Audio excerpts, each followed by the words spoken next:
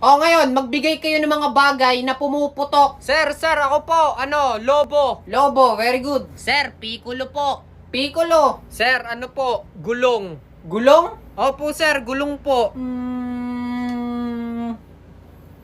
Pwede naman nating ipasok sa pumuputok yung gulong. Sige, pwede.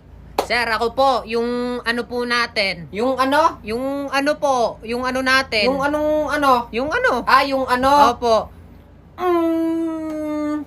Pumuputok. Sige, ipasok natin sa pumuputok yan. So, class, lagi niyong tatandaan.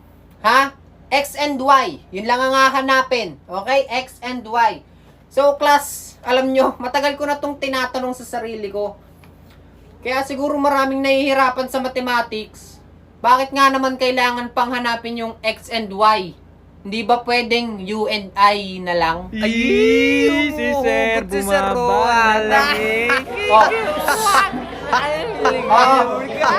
Ang funny. Tawa. Uy, gagi, huwag ka maingay. Seryoso na si sir. Guys, wag naman kayong maingay. Tapos na? Okay. So, basta ganun lang, guys. Naiintindihan ba? Okay. So, bukas, bago tayo mag-uwian,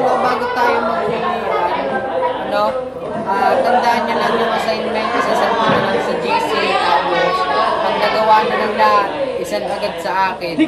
Okay? Taas ang grades noon, guys. Makinig. Ha? Sheesh! Nakakatamad magklase, no? Oo nga, sir, nakakatamad. Sir, magtuturo pa kayo? Wag nang magturo. Pwede naman ako sumahod ng hindi nagtuturo. Parang ang sarap na lang maglaro ng no? Eggy party. Tara guys, eggy party na lang tayo. Mas mag-enjoy pa tayo dito kaya sa maboring, di ba? Tara, kampihan tayo guys. Pwede dito magkampi-kampi tapos sabay magpapa-level up. Sir, paano ako sasali? Wala po akong eggy party. Wala ka pa. Check mo lang nasa profile ko. Free lang siya.